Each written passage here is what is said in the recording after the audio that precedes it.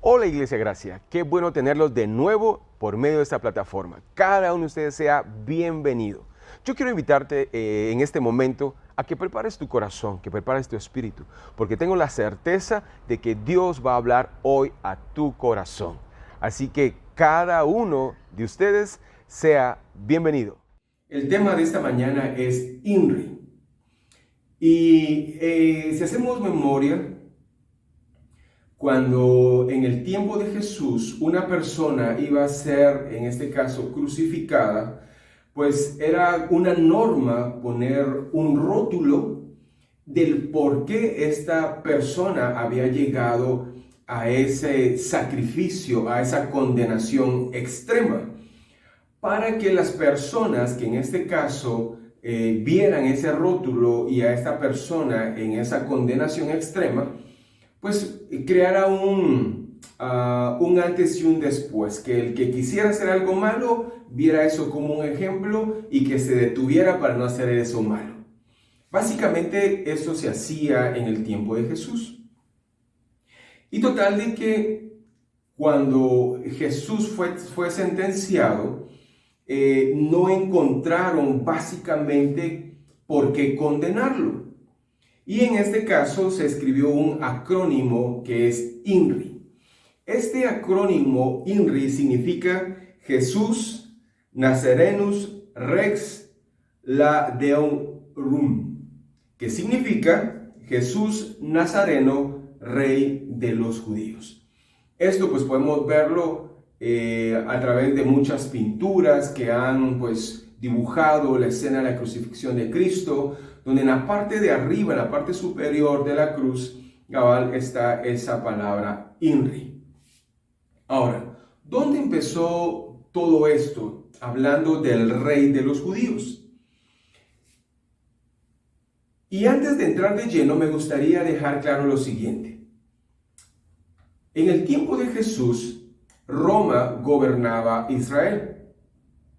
Y total de que siempre habían revueltas. Habían grupos de judíos que se reunían, se juntaban, armaban fuerzas, unían fuerzas y total que trataban la manera de cómo derrocar al gobierno romano. Entonces todos los funcionarios y todos los gobernantes trataban la manera de cuidarse las espaldas. ¿Por qué? Porque los judíos querían quitarlos por un lugar. Por otro lugar o por otro lado, Roma, cuando había un pueblo que era muy complicado gobernar, pues lo que hacía era literalmente mandar a matar a todos los del pueblo y obviamente matar o quitar al gobernador de ese pueblo. Entonces, cuando alguien se levantaba en contra del gobierno romano, en contra del gobernante o rey de ese lugar, pues obviamente el gobernante romano, pues lo que hacía era literalmente liquidar a esta persona o a esta agrupación que quería levantarse en contra de ellos. Y en este caso, para entrar en contexto, quiero que me acompañe al libro de Mateo, capítulo 2 y versículo 2 al 4, donde nos habla de unos magos, de unos sabios que venían de Oriente. Y quiero que me acompañes y que lo leamos. La palabra de Dios dice así, en Mateo 2, 2 al 4. ¿En dónde está el rey de los judíos que ha nacido? Esto es lo que dice ahí, escucha esto, por favor. ¿Dónde está el rey de los judíos que ha nacido? Preguntaban ellos. Porque vimos su estrella en el oriente y hemos venido a adorarle. Versículo 3. Cuando lo oyó el rey Herodes, escucha esto, cuando lo oyó el rey Herodes, se turbó y toda Jerusalén con él. Entonces, reuniendo a todos los principales sacerdotes y escribas del pueblo, indagó de ellos dónde había de nacer el Cristo. Acá es la primera vez en la cual se escucha el rey de los judíos. Y en este caso, el rey Herodes, cuando escuchó, como yo les comentaba hace un momento, cuando el rey Herodes escuchó que había nacido un rey, a él entró temor por el contexto que te había comentado, que te he comentado. Entonces viene el rey Herodes y empezó a indagar y averiguar. ¿Por qué? Porque hubo un gran temor que un rey judío se levantara y por consiguiente quisiera atacar en un futuro al rey Herodes. Pues ya sabemos la historia. El rey Herodes mandó a matar a todos los niños menores de 2 años porque obviamente tenía temor que el rey de los judíos se levantara en contra de él. Entonces lo que mandó a hacer es exterminar a todos los niños menores de 2 años. Muy fuerte, ¿verdad? Obviamente, el Espíritu Santo habló a José que llevara a María a Egipto y ahí pues fue Jesús librado. Entonces, esta es la primera vez que se menciona el rey de los judíos. Después de muchos años, cuando Jesús ya empezó su ministerio, después que Jesús fue traicionado por Pedro, después que Jesús fue capturado y fue llevado al Sanedrín, y después de esto fue llevado con un gobernante que se llamaba Poncio Pilato. Y dentro de todo esto, el concilio de los judíos no sabían por qué enjuiciar a Jesús, por qué llevarlo ante Poncio Pilatos. Y eso lo pueden ver un poquito antes del libro de Marcos, en el capítulo 15, pueden verlo tal vez el capítulo 14, lo que les estoy comentando, que los del Sanedrín, donde estaban los fariseos, los saduceos y todos esos feos, pues no sabían por qué enjuiciar o llevar a juicio a Jesús. Unos judíos decían una cosa, otros decían otra cosa, y al fin, pues pudieron encontrar en él que Jesús dijo: yo soy el Hijo de Dios. Eso encendió a los del Sanedrín y por consiguiente lo llevaron ante Poncio Pilatos. Poncio Pilatos viene, le habla a Jesús, lo indaga y no encuentra ningún pecado, ningún mal con tal de meterlo preso, mucho menos llegar al extremo de crucificarlo. Y mira lo que dice en Marcos capítulo 15, versículo 1 y 2. Dice: muy de mañana, habiendo tenido consejo los principales sacerdotes con los ancianos, con los escribas y con todo el concilio, llevaron a Jesús atado y lo entregaron a Pilato. Pilato le preguntó, estoy leyendo el versículo 2, dice: y Pilato le preguntó: ¿eres tú el rey de los judíos? Respondió él, le dijo: tú lo dices. Aquí viene Pilato y le pregunta a Jesús algo que sin duda alguna el concilio ya le había dicho a Pilato. Entonces, Pilatos de igual forma está temeroso que en este caso Jesús sea un rey. E inclusive se rieron cuando dijeron: es que él es el rey de los judíos, y miraron a Jesús y no tenía una pinta, no tenía una vestidura, una figura de que sea un rey. Entonces viene Poncio Pilato y le pregunta a Jesús: Jesús, ¿tú realmente eres el rey de los judíos? Y ahí, en este caso, Pilato empezó a indagar, a investigar, a observarlo, pero era todo lo contrario de un rey arrogante, un rey que ordena, que manda. No, todo lo contrario era Jesús. Entonces viene Pilato ante el Sanedrín y le dice: miren, yo no encuentro ningún pecado contra este hombre llamado Jesús, el cual ustedes dicen que es el rey de los judíos. Yo no miro nada en contra de él, ni mucho menos que sea un rey y que se quiera levantar en contra de mí, de mi reino, en contra de Roma. Entonces viene Poncio Pilatos y dice: bueno, voy a hacer algo. En la tradición judía, cuando llega la Pascua, se puede canjear un preso por otro. Entonces viene Poncio Pilatos y les dice: bueno, mira, hagamos una cosa.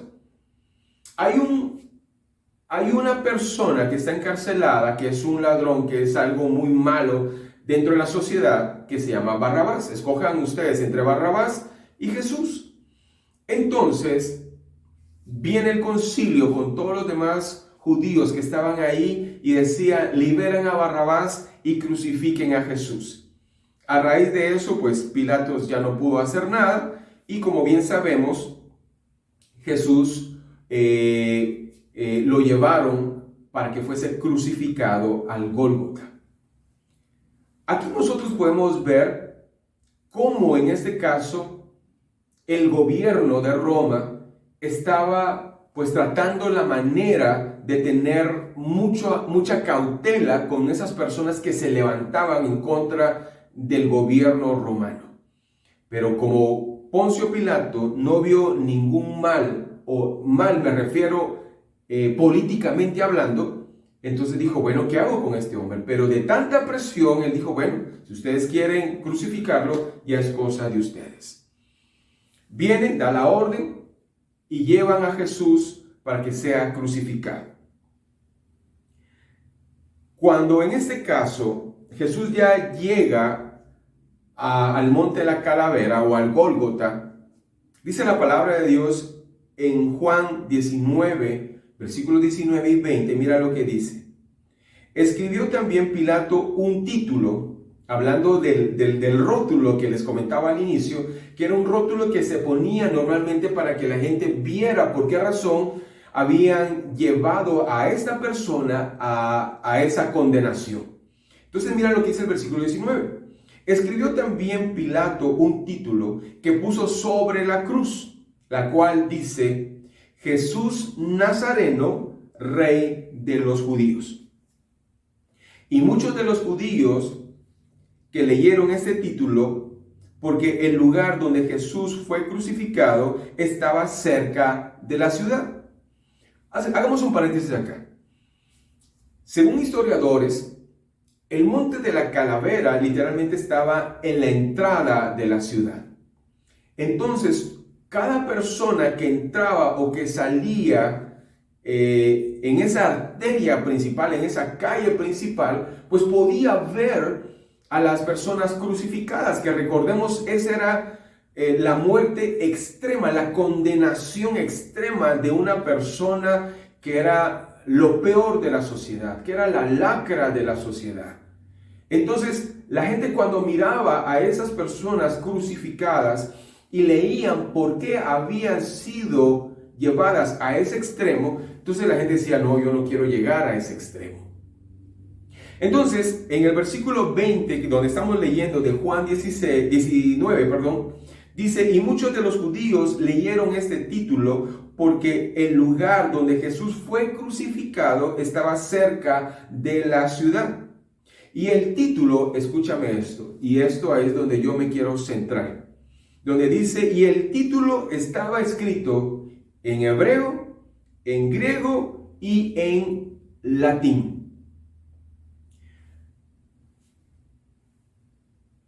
Cuando en este caso habla de que ese título, Jesús Nazareno, Rey de los judíos, recuerdo que eso fue se puede decir, fue el único,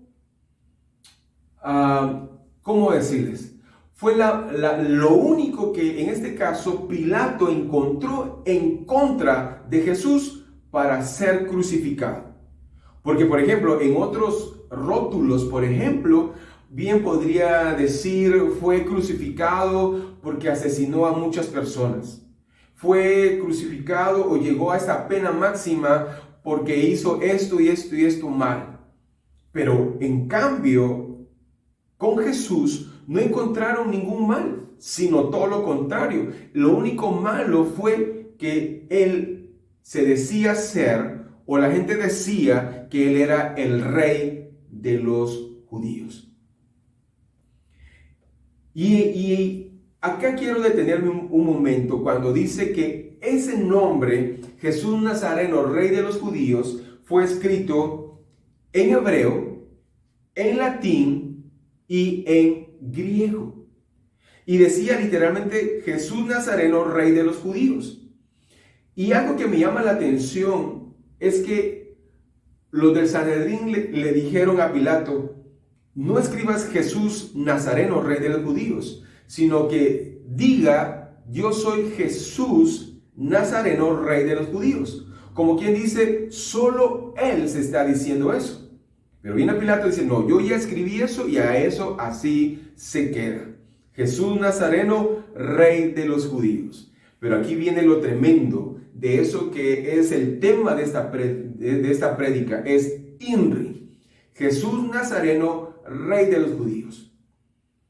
Pilato dijo, yo ya escribí eso y así se queda. Ahora, mira esto.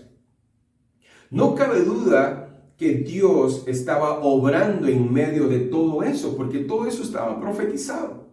Entonces, cuando dice Jesús Nazareno, rey de los judíos, y que fue escrito en hebreo, que fue escrito en latín y que fue escrito en griego, es por lo siguiente. Cuando fue escrito en hebreo o en arameo, es porque era la lengua materna de todos los de Jerusalén, todos los que vivían en el pueblo. Entonces, la gente que vivía en el pueblo lo podía entender, en primer lugar. Los de la casa lo podían entender. Después fue escrito en latín. Y en latín, en este caso, era el idioma de los romanos. O sea que cualquier romano que pasara por ahí podía entender lo que decía ahí. Jesús Nazareno, rey de los judíos. Y después de eso fue escrito ¿en qué idioma? En griego. ¿Y por qué en griego? Porque en griego era el idioma a nivel mundial, como hoy en día es el inglés. En el tiempo de Jesús el idioma oficial era el griego. Entonces cualquier persona que viniera de cualquier país, de cualquier rincón del planeta Tierra y mirara ahí y que leyera o las siglas o el acrónimo INRI, sabía que en este caso decía Jesús Nazareno, rey de los judíos. Y ahí es donde a mí me emociona todo esto. Humanamente nosotros a veces vivimos la vida por vivir o entendemos o hacemos las cosas porque al fin y al cabo tenemos que hacerlas. Pero déjame decirte que Dios tiene todo bajo control. La palabra de Dios dice que a los que amamos a Dios todas las cosas obran para bien. Y hay veces que nosotros pasamos desapercibido muchas cosas. ¿A dónde voy con esto? Mira lo siguiente.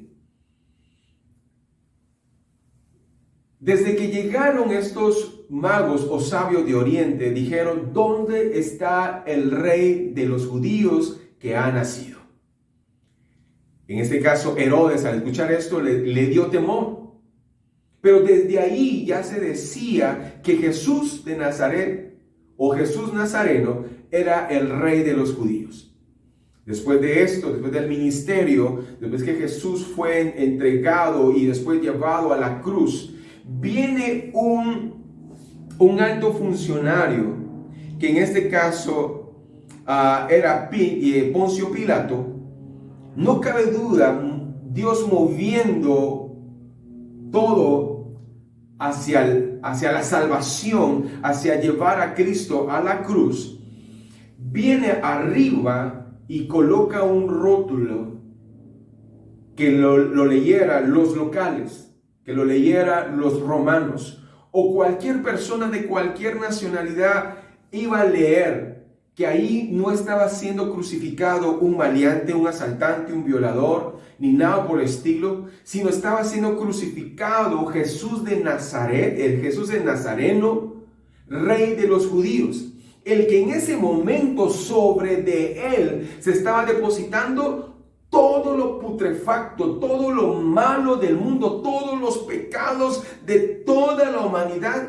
Ese Cristo, que significa el Salvador, el Redentor, estaba recibiendo sobre de él todos los pecados del mundo. Y él en ese momento, aleluya, los estaba pagando con su muerte, con su sangre derramada en ese madero.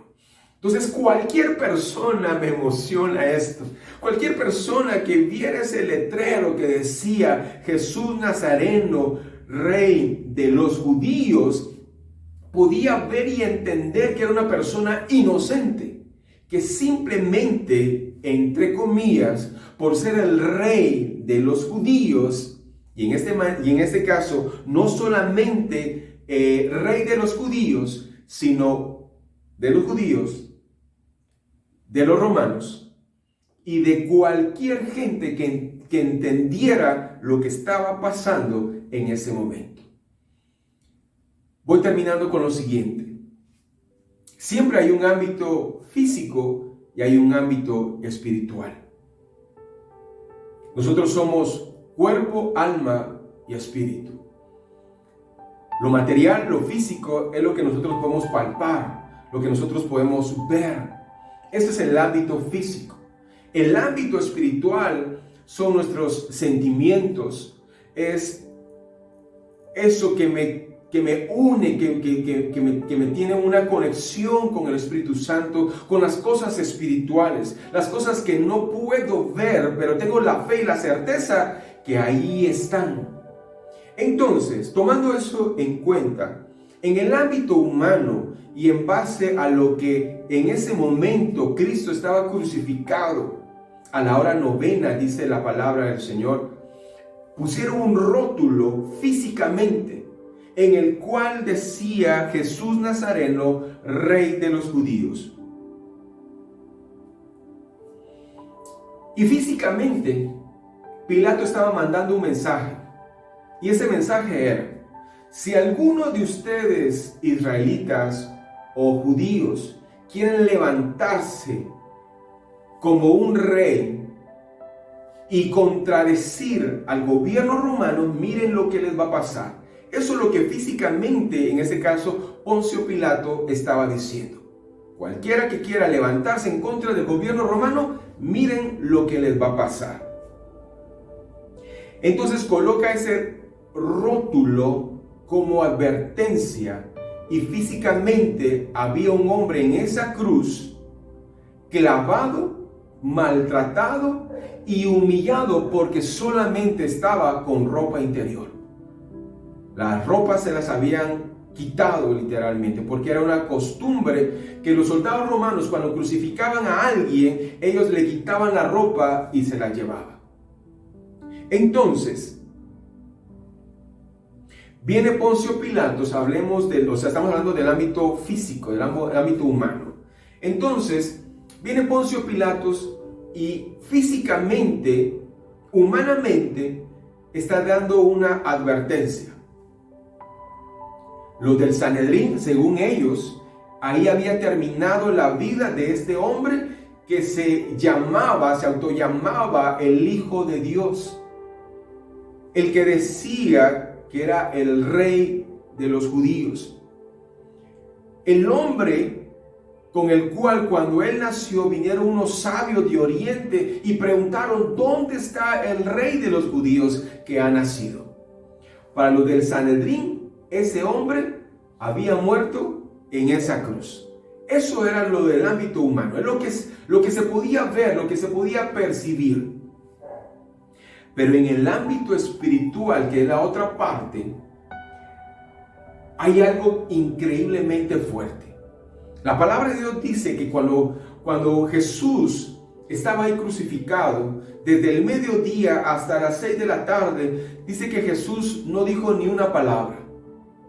El cielo se empezó a poner negro, negro, como que si fuese a llover, como que si fuese un gran diluvio que iba a caer, negro completamente. Recuerden ahí, mis hermanos, mis amigos, que ahí había una gran lucha espiritual. Recordemos que al diablo fue dado el gobierno del mundo. Y en este caso también el diablo tenía en su poder las almas de muchas personas. Pero venía Cristo, recordemos Juan 3:16, porque de tal manera amó Dios al mundo, que dio a su Hijo, ¿para qué? Para morir en esa cruz. ¿Para qué? Para que nosotros, cuando nosotros aceptamos a Cristo en nuestro corazón, Él nos perdonara y nos diera vida eterna. Entonces, en ese momento no solamente es una película o una tradición, sino lo que estaba pasando ahí era algo tremendo y poderoso en el ámbito espiritual. Yo me imagino que esa gran nubosidad negra que se puso era porque las huestes de maldad, los demonios, el diablo y las huestes de maldad estaban ahí, celebrando posiblemente, diciendo: ya lo derrotamos, ya lo vencimos en esa cruz. Y a la vez, el Padre y todos los ángeles, arcángeles, querubines estaban ahí esperando, a la expectación, esperando el último suspiro de Cristo, porque para eso Él vino. Cuando Cristo dijo: Padre, en tus manos encomiendo mi espíritu, en ese preciso momento, Jesús Nazareno, Rey de los judíos, en ese momento Él dio su última gota de sangre para pagar la condenación eterna que tenía yo y que tenías tú y que tiene toda la humanidad. En ese preciso momento. Entonces, espiritualmente hay algo que trasciende tradiciones. Hay algo que trasciende costumbres. Hay algo que trasciende solo un pensamiento o un crucifijo. Sino trasciende para salvación. Trasciende porque mi nombre ahora ya está escrito en el libro de la vida. Y ahí es donde yo quiero ir terminando. Ese rey de los judíos físicamente estaba muriendo y murió.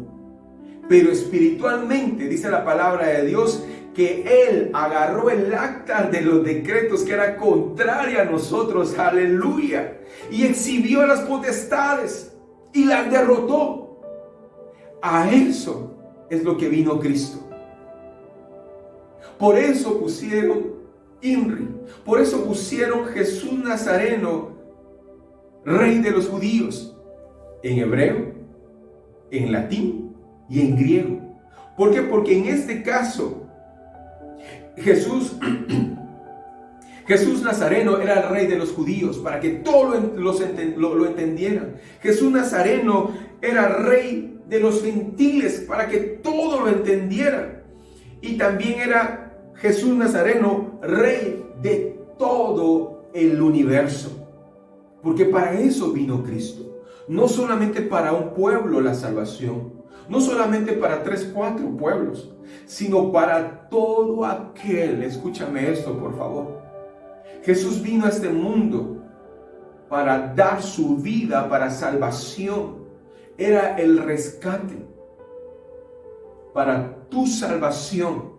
Ahora, si tú ya aceptaste a Cristo en tu corazón como tu único y suficiente Salvador, déjame decirte que tu nombre está escrito en el libro de la vida. Tus pecados más podridos, no importa lo que hayas hecho, los agarra, dice la palabra de Dios, y lo manda a lo más profundo del mar y nunca más se acuerda de esos pecados.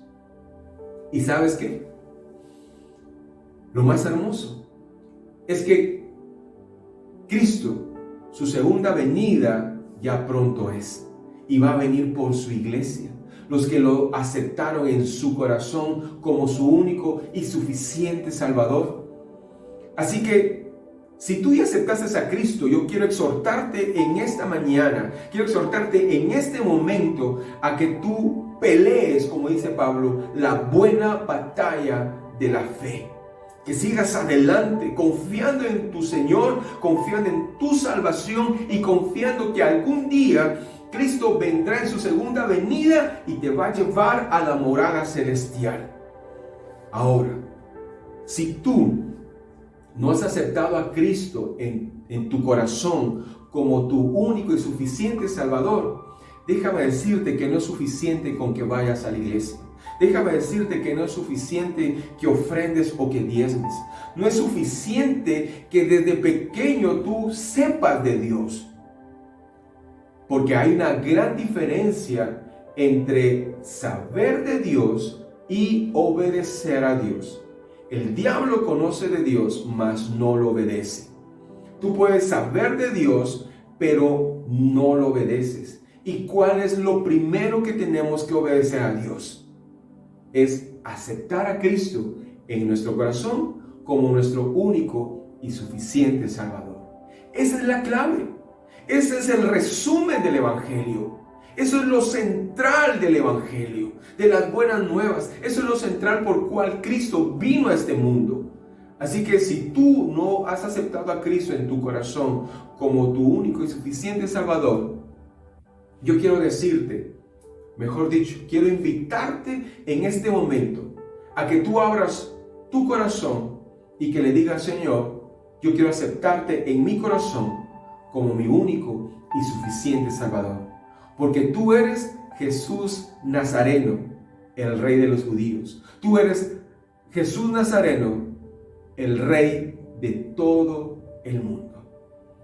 Yo quiero orar en este momento por si alguien, o si tú quieres aceptar a Cristo en tu corazón como tu único y suficiente Salvador.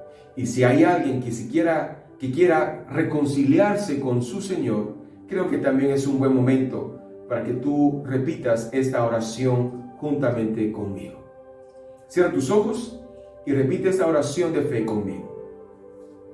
Señor Jesús, en este momento, yo he entendido que tú viniste a este mundo para llegar a ese madero, a esa cruz, para darme salvación por medio de pagar ese alto precio y ese precio de sangre por mi salvación.